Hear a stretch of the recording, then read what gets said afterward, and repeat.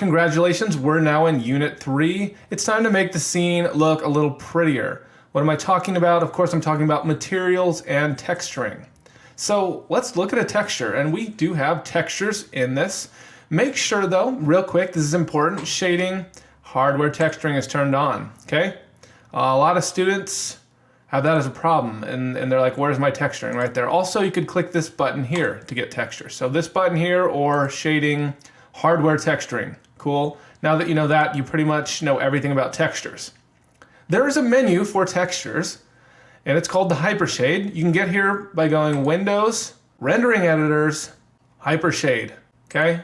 I'm going to repeat that. Windows, Rendering Editors, Hypershade. There's a quicker way though. Right here, this little button that's like green with a little white dot. That's also the Hypershade. Cool. I use that button because it's faster. Here we are on the Hypershade, and you see that we have several materials and textures here.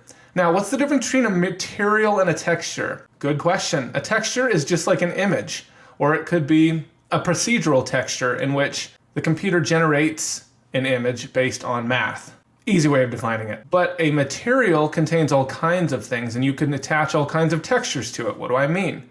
Let's go with this oak tree here, and over here we kind of have a shader ball going on. You can, in fact, alt-click around and move around here, and I could change it to, like, you know, the ocean, because a tree shader ocean, right? Now I'll just go to sphere here. So that's the texture, but it's more than a texture, it's actually a material. Materials have a lot of attributes like color, transparency, ambient color, incandescence, specular color. What is specular? Oh my gosh, all this stuff. You're gonna learn a lot about this.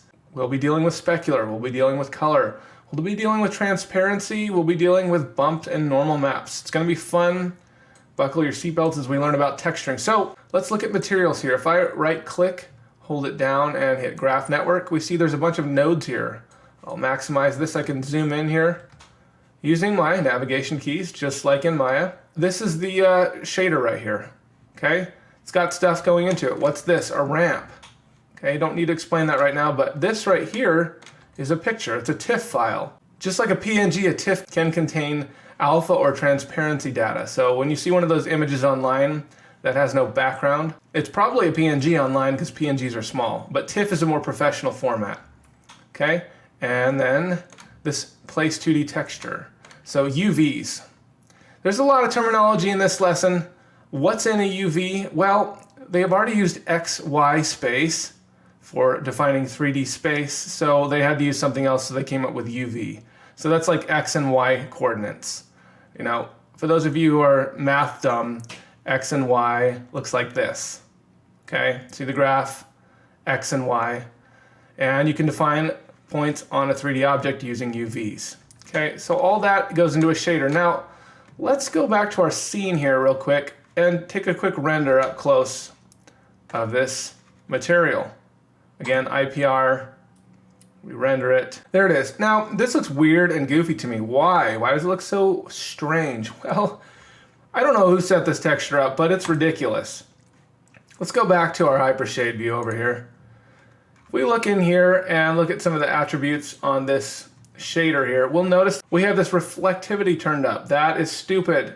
Trees aren't reflective. They're not reflective at all. In fact, I'm even going to take down the specular quite a bit. Specular is that highlight you see on a 3D object. That's what specular is. I'm going to take that down too. Now let's go back and take another render.